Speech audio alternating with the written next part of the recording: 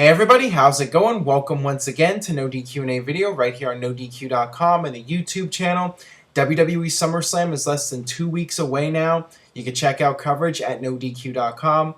I will be there at Staples Center for the 5th consecutive year giving my thoughts. I will be tweeting at twitter.com/NoDQ.com, and of course the feed will be on NoDQ.com. I got a lot of questions here from formspring.me/Aaron Rift, so let's not waste any more time. Let's get right down to it. And by the way, let me get this out of the way right now. First question here.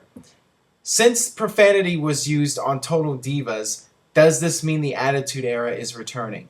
No. Next question here. Since Kane teased an Inferno match for SummerSlam, does this mean WWE is bringing back the Attitude Era? No. Next question here. Since CM Punk bled on Raw, does this mean WWE is going back to the Attitude Era? No. WWE is not bringing back the Attitude Era. It seems like every week, whenever WWE does something even remotely controversial, I get these questions from people, is the Attitude Era returning? It's not coming back.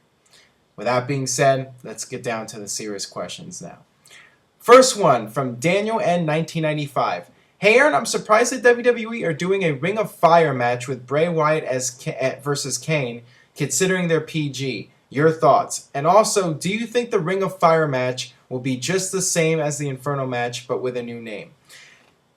This has definitely gotten a lot of people talking. What is the deal here? Is WWE doing an Inferno match, or are they doing some sort of variation of an Inferno match since WWE is PG now? Here's the thing. WWE posted something on their Twitter account talking about what Kane said on Raw, and they said, will this be an Inferno match? ? Retweet if you think so. So I'm thinking that WWE is in fact doing an Inferno match for SummerSlam, and they just haven't officially announced it yet. It is possible that they'll call it a Ring of Fire match. I mean, that would not surprise me because WWE dropped the Armageddon pay-per-view name because it's not PG, and maybe they feel Inferno match is not PG, although they still have Hell in the Cell. So, I mean, it would surprise me now if WWE doesn't do an Inferno match just because everyone's expecting it. And I don't think WWE would tease something and then not deliver on it. And I think the guy with the alarm agrees with me. So, I think in all likelihood we'll be seeing an Inferno match at SummerSlam. And I'm looking forward to it, not just because I'm going to be there in person, but WWE hasn't done an Inferno match in 7 years now since the Kane and MVP match from Armageddon 2006. And I also haven't seen an Inferno match in person, so I'm really looking forward to this. All right, next question comes from Lethal Moose. Hey Aaron, judging from the end of this Monday's Raw, do you think that this is the beginning of Randy Orton's long-awaited heel turn? I will say yes, but you know how I am. People have been asking me for over a year now, is Randy Orton turning heel? When's he going to turn heel? I think that this is, in fact, the start of a Randy Orton heel turn, and that is WWE's long-term direction. I think when Randy Orton does, in fact, cash in Money in the Bank, that will be the official turn. And that seems to be the way that the audience is feeling. I mean, they were booing Randy Orton at the end of Raw. Now, granted, I don't think he turned heel. I mean, Randy Orton, whether he's a face or a heel, he's going to lay out John Cena and Daniel Bryan and have that advantage for himself and try to take advantage of a situation. But I do think that by the time he cashes it in, he will make the heel turn that is, long overdue. I think everybody would agree on that. All right, this one comes from Big Papa Zagon. With the addition of the Kane Wyatt Inferno match, how do you think this SummerSlam card stacks up to previous SummerSlam shows? To me, it looks like it could be one of the best ever. I definitely think that going in, this has the most potential of any SummerSlam card, at least in Los Angeles, since WWE started doing the LA SummerSlam shows.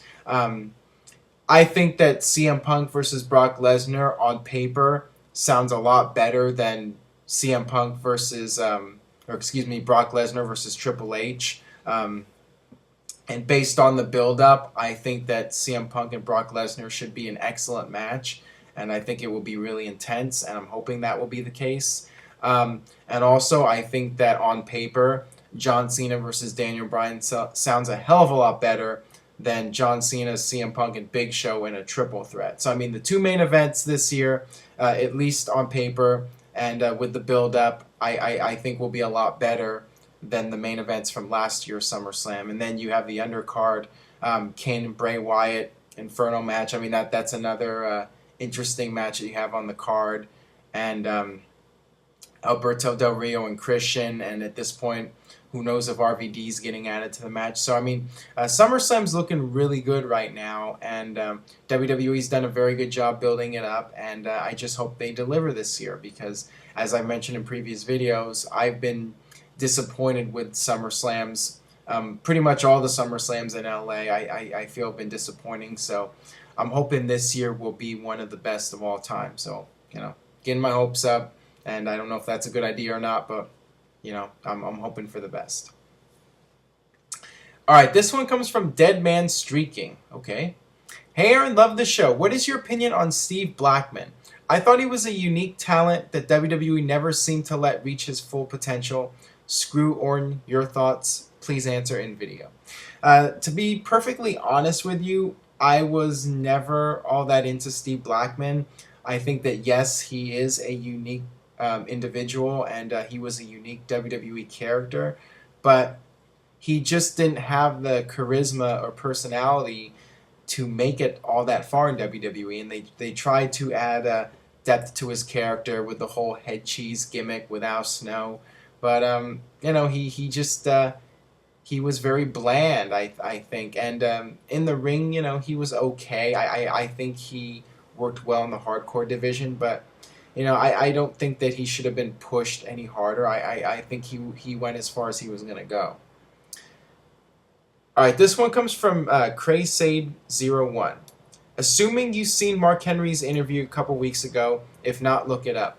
He makes a good argument for Andre the Giant being the #1 spot of the greatest wrestlers in history. I tend to agree. He changed the entire business. What do you think, and do you agree? Yeah, I saw the interview. I definitely recommend checking it out. It was an interview with Peter Rosenberg. Really good interview from Mark Henry, and he said in his opinion that Andre the Giant is the #1 superstar in wrestling history. I don't know if I would put him above Hulk Hogan or even Stone Cold Steve Austin, but no doubt, I mean, you can make an argument for Andre the Giant being #1.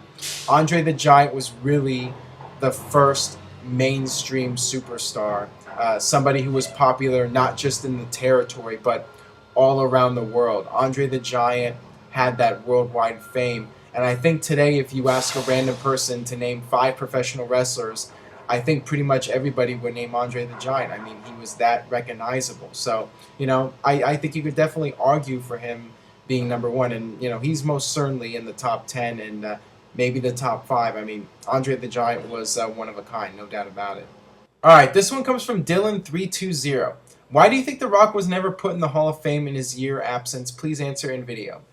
Well, I think the main reason he wasn't put in was because he's still relatively young, and he just turned 40 last year, and I think that it doesn't make sense to put him in until his career is 100% done. And as long as there's still a chance that The Rock's going to step into a ring again, I think it's best to put off inducting him into the Hall of Fame. And, I think that that's how WWE feels about it. All right, this one comes from Welly01. Hey, Aaron, do you think that we will see CM Punk and Brock Lesnar have a series of matches just like Brock Lesnar and Triple H did? One at SummerSlam, the second at Mania, and the rubber match at Extreme Rules. Your thoughts, please answer in video. I could definitely see more than one match between those two. Maybe not in the order or the way that you mentioned here with SummerSlam and then Mania and then Extreme Rules. I think it will go down differently if they end up having a series of matches. I would especially like to see a rematch between the two of them if their SummerSlam match goes well. And even if it doesn't go well, I could very well see WWE doing a rematch just because you don't have all that many guys that you can have face Brock Lesnar at this point. I mean, you have Randy Orton, maybe The Undertaker, but you're running out of people for Brock Lesnar to face. So I think that it's very likely we'll see a rematch between those two. I don't know about 3 matches. I think that, with Triple H and Brock Lesnar, 3 was too many. I think that they would have been best off with 1 match, but with CM Punk and Brock Lesnar, do a second match. I'm perfectly fine with that, and would not surprise me to see that happen. All right, last question today. Hey, Aaron, John Cena's been the face of WWE for the past 8 years. Overall, do you think Cena has done a good job carrying the company? Has he made WWE worse or better? Your thoughts, please answer in video. Well, John Cena has absolutely been a huge difference maker for WWE. He has carried the company, and he has made WWE a ton of money. Say what you will about the character, the fact that it's stale, the fact that it appeals to young children and women. But John Cena has really busted his ass over the past 8 years, and he has dedicated his entire life to WWE, and he's done all the charities, he's done all the TV appearances, all the media appearances. I mean, John Cena has really been a team player, and he has gone to bat for WWE time and time again, and he's knocked it out of the park each and every time. So, John Cena has done a tremendous job, and I've said it before, you cannot be mad at John Cena for the character. I mean, it's WWE's decision to give him 5 moves of doom. It's WWE's decision to have him be Superman and kick out at 2 every time. I mean, John Cena is just a guy who loves the business, and he's doing his job. So, I mean, you can't really say anything else about him.